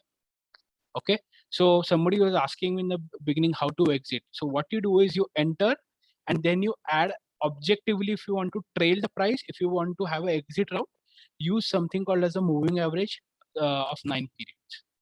Okay, on the say longer time frames, even on the shorter time frames, you can use a moving average to objectively exit the position or trail a position. Trail meanings, if it's in profit, you just keep your exit rolling along with the price. Okay, now somebody was asking about Fibonacci. Frankly, I'll tell you, I mean, I have so much to speak, but there's so limitation of time, so I have to gain some pace. So so within a trend, right? So what Fibonacci tells you is that within a trend, to what extent the price can go against the trend. Okay, so that is what is called as a pullback or a retracement. So uh, what I'm trying to say here is that you will never be able to buy perfectly at a support or resistance in case you are a price-based trader. Their support and resistance are bands. Those are not exact points on the chart. Okay, that you need to remember. So how does the price, how does the Fibonacci help? Let me give an example. Okay, so okay, JSW Steel. So this is categorized as a consolidation. Consolidation means price was moving in a range. Okay, now Fibonacci is applied to swings. Swings meaning, okay, here it started its up move, and till this it went up. Okay, till this point, and then it had some consolidation. Now if you see, as I said, right, Fibonacci is applied to swings. So what Fibonacci basically tells you is the price can retrace up to 590 or 560 or 535. So in this case, if you have seen, the price retraced up to this 23.6%, that's around 590 level. As I said, right, support resistance zones are never exact points. Even if it says 590.62, the price came somewhere up to 592 and then it moved up. Okay, so Fibonacci tells you is that how much the price can go against the trend, right? Imagine this to be the small waves that I was talking about, right? These waves, went against the trend, but again the demand came up and the price moved higher. Okay, so this is how you use Fibonacci to understand basically to the extent to which the price can retrace or pull back or go against the trend. Okay, I have a lot of things to share, but I'm short on time. Sorry, I'll have to move quickly ahead. So I was giving an example of system using RSI. So the system that we are creating here, right now, entry we said we will enter on 55 with a stop loss on a longer time frame, right? So if you are entering on a weekly, then that stop loss makes sense. Now somebody was asking intraday or say 5-minute chart. I'll tell you why intraday or say shorter time frames are hard to trade. Can you apply the same logic to trade intraday? Yes. How? I selected the 5-minute time frame and RSI. See, RSI moved below this level. It was a short, and the price did move lower. The problem with shorter time frame is you're going to have lot of whipsaws. So when I'm saying whipsaws, it means it's going to give lot of signals. Right? It gave a buy here. It gave a sell here. It gave a buy here. It gave a sell here. It gave a sell here, it gave a buy here. So on the shorter time frames, it's really hard to take all these trades, right?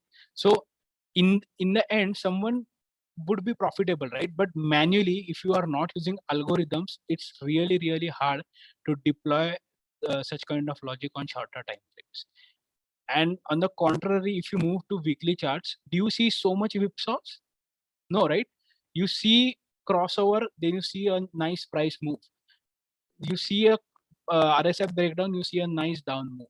Okay, that's why longer time frames are easy to trade in the beginning. So what do shorter time frames need? They need mix of indicators and mix of analysis of price action. Okay, and they need fast decision making and fast basically maneuvering capacities. Okay, that's how I would put it.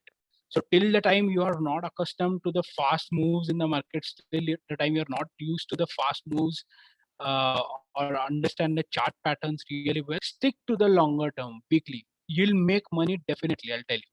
Okay, it's the problem is that people want to make money 2x, 3x either within a week or within 15 days. I mean, even that is possible through options, but you have to spend some time in the market, and this is the way you need to start. Okay, start with longer time frame, start with basic capital, start with say, weekly time frame, which I'm showing you right now. Okay, so I mentioned about entry about our system. So what we said, basically entry above 55 RSI on a longer time frame. If you are on a longer time frame, the stop loss will be the low of the signal candle if you are buying, or it will be high of the signal candle if you are selling. Example, let me give a quick example of Tata Motors.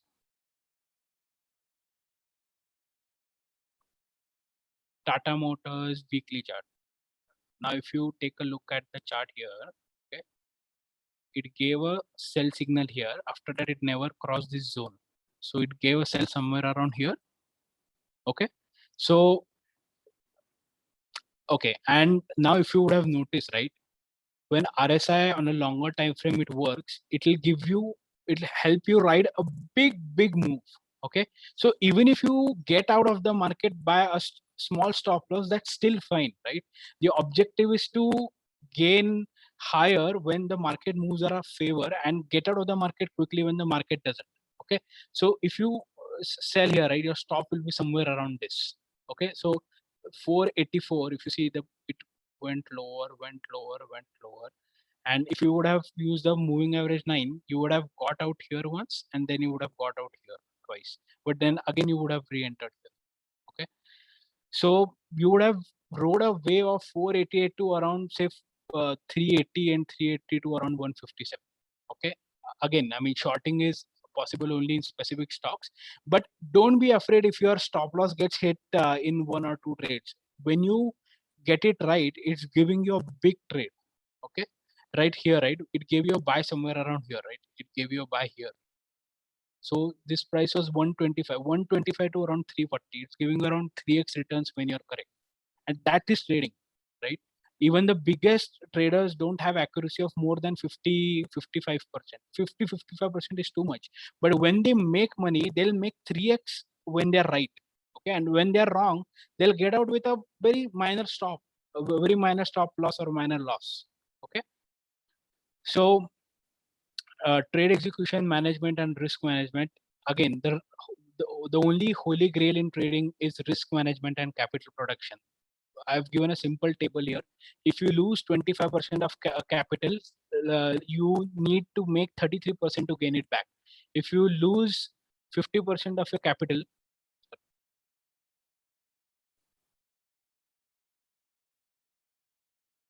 if you lose 50% of capital, you need to make 100% return to make it back. So your job as a trader or as a market participant is to first protect the capital, to know your stop loss when you're entering the market. Okay. And that's why I'm again telling you, don't get into fast paced short term trading if you're a beginner. You'll get yourselves literally slaughtered. Your capital will get slaughtered here and there because you'll not be in a position to make the decisions or build a system. First, start with longer time frames, make some decent money, be in the market, understand the price patterns, understand the short-term trends, and then get into short-term or fast-paced trade. Okay, protect your capital, know your stop loss, know your exit plan if the trade does not go in your favor.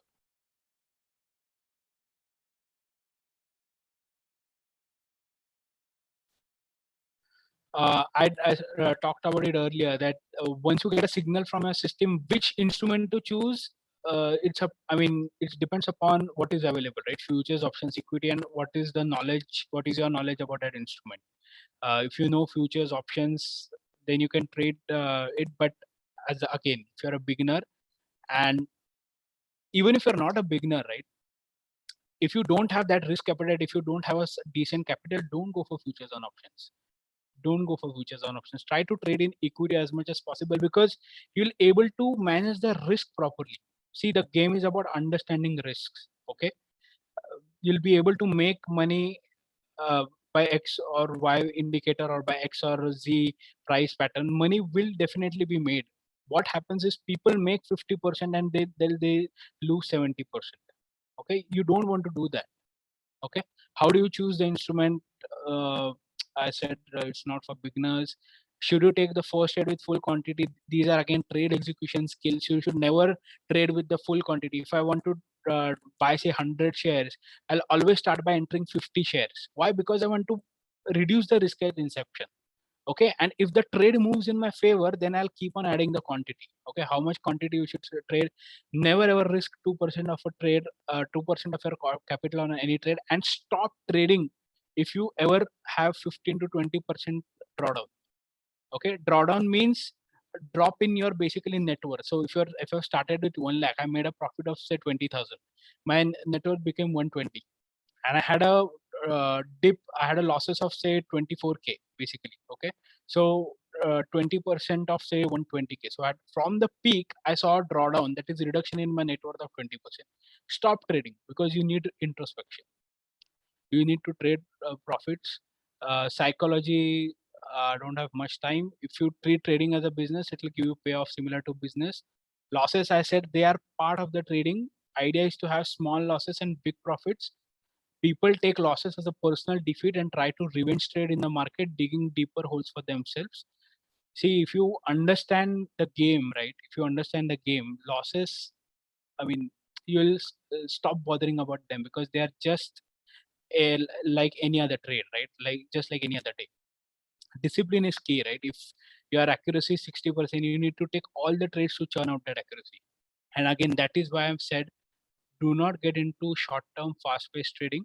Make a decent portfolio for yourself. Start with 25, 50K, whatever capital, even 20,000 is good to start with. Stay in the market for 6 months, get some return, and then go for fast-paced trading. Sorry, I had to literally run through due to the time constraints. I'll try to take up questions. Anish, do you want to take up some questions? Sure. Sorry, Technical analysis does not consider the business of company, profits, promoter holding, etc. So if a company is bad fundamentally, will technical analysis help it for long-term wealth creation? See, basically, technical analysis will tell you when to enter and when to exit. So if the company is fundamentally bad, first of all, it won't give you a buy signal. And even if it gives you a buy signal, it would be of a short-term thing, that some event may happen or there would be some active buying in that. So it would be short-term because as the company you are saying is fundamentally bad. So long-term long-term wealth creation with technical analysis, a bad company, I don't think such a event would exist. just one quick question I'll respond to. So exit, I said, right? So if I'm talking about exits, the simple thing is to have a moving average, a fast moving average of 9 period, and just trail the price based on this moving average. Okay, like if the price breaches the moving average, just get out of the trade. Okay, so initially till the time you don't have good hold over chart pattern. So I'll tell you, if somebody asks me from chart patterns, if you understand the price structure, right, if the price moves from this level, okay, that's the 160, the next target is the last or the next resistance for that price, right? So imagine that this being a station, so the price it came from this level, right, and again it conquered this level basically by this price. Now imagine one thing, the price is like a train. It was able to overcome this station. Now the next station is nothing but the previous resistance that it might face. So after this, if you take a look at the previous price levels, the resistance that price faced, resistance means where the supply came, was around 201. So when the price moved above this level, logically next target would be this if you're buying 201. So this is determining the target based on price structures. So till the time you are not well versed with price structures, use a simple moving average, okay, to exit the trade. Okay, and again I mentioned stop loss. If you're using weekly, use the low of the previous candle or high of the previous candle if you're selling. Over to you.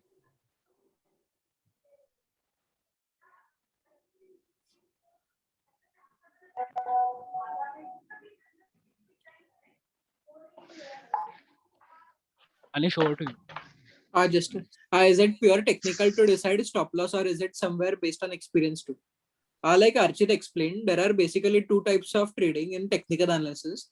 One is system based and one is discretionary. So for trading discretionary, lots and lots of experience is required. So when you have that type of experience in the market, I guess you can put the stop loss discretionary. But as you are new to the market at the moment and you don't have much experience in it, I would rather say that you should follow the system and keep strict stop losses.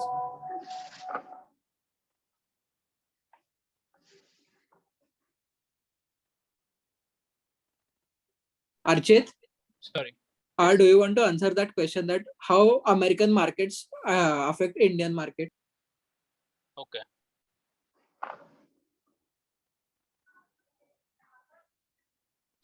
I'll give you an example. Okay. So understand this thing. Okay. For that, you need to understand who are the participants in our markets. Okay. Foreign institutional investors are the major drivers of our markets. Okay. And who are these foreign institutional investors? Those are offshore based funds, funds based in US, funds based in Abu Dhabi, say Norway, Singapore. Okay.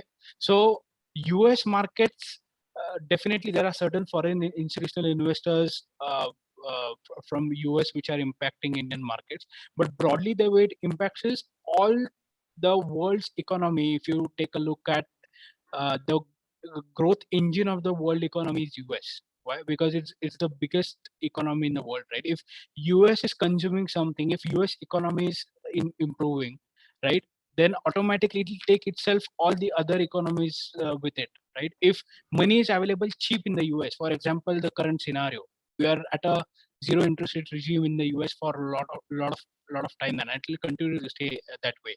If we are in a low interest rate regime, if the US economy develops, right, if the US markets go up, ultimately who is going to benefit? The Indian companies or the Indian markets. How?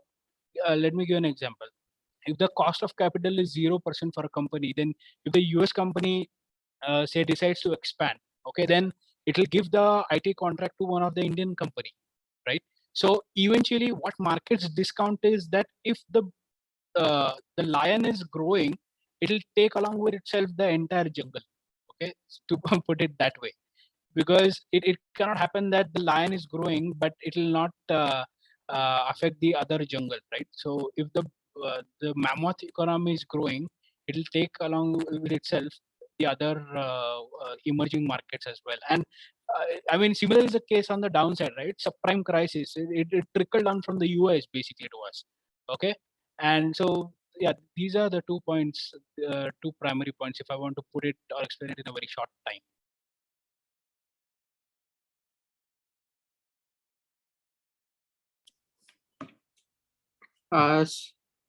So I guess we can conclude at this point.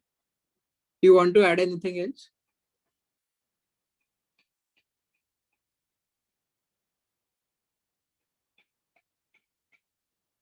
You're on mute, Archit. Oh, sorry. So somebody has asked what is star formation analysis. So there are multiple chart patterns, like you have the shooting star, morning star, evening star. So basically, as I said, right, it's not feasible for me to explain the chart patterns here. But basically, each pattern is explaining you or explaining to us that how is the demand and supply pulling up. Okay. For example, shooting star is basically sort of a bearish Formation. bearish pattern, right? So basically, you'll have a long shadow and then you'll have a small body out there. So basically, it's telling you that the sellers came in fiercely and they hammered the price down. Okay, so these are the different star formation. I cannot unfortunately discuss each pattern in detail, but this is it. I mean, star formations are many.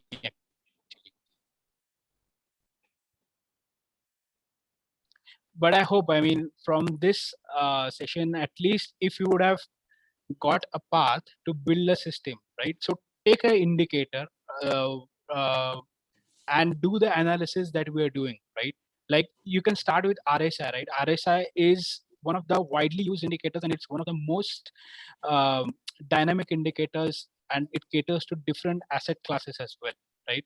For example, just for curiosity, I'll show you Bitcoin, right? So Bitcoin, I have applied RSI here, RSI 14 close on a daily chart. If you notice, I have plotted the level of say 44 here. If you notice how it gave a sell signal at this point of time. See here. This is the beauty of technical analysis, whether it's Tata Motors, whether it's Bitcoin. See, again, it gave a big sell signal on 12th May. Below this candle, if one would have shorted, boom, I mean, it's how much is this? Around 16,000 points, right? So, I mean, RSI alone would help you initially to build a good system. But just understand this, you need to have entry, as I mentioned. This band, just play with RSI, it will help you get a good system, at least in the longer time frames.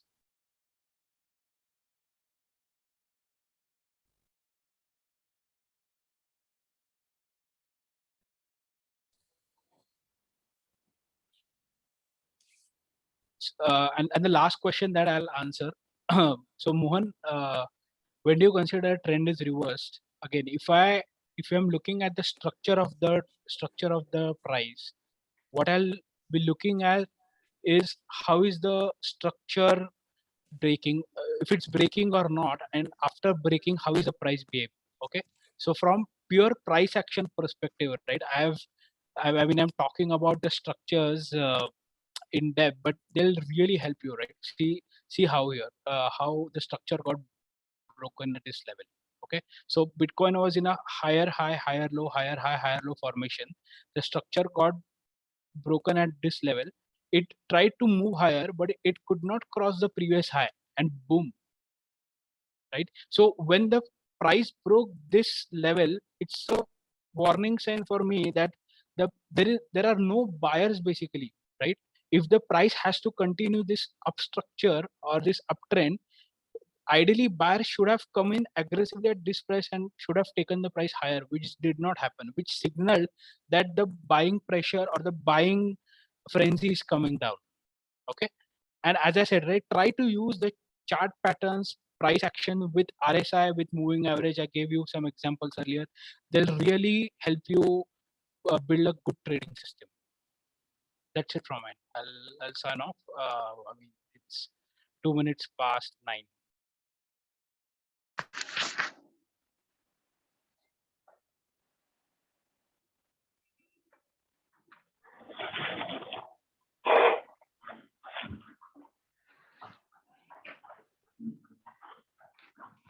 Atharva? Thank you so much, Anish sir and Archit sir, for a wonderful session. Now I request Rinki Kithani to give a vote of thanks. Thank you so much, sir. With your easy teaching and understanding, we were able to understand the most important topics of today's session. That is difference between call and put, candlestick chart, what kind of trader one needs to be, and the most important thing, that is Fibonacci approach, parameters for investments. I hope everyone understood all the topics. Actually, I am sure. Thank you for so having much, us. sir. Thank you so much, sir. Now we would conclude this session. I thank all the participants to being a part of this two-day webinar, and I hope we'll stay connected together. And I hope it was a useful session for all of y'all. Thank you so much.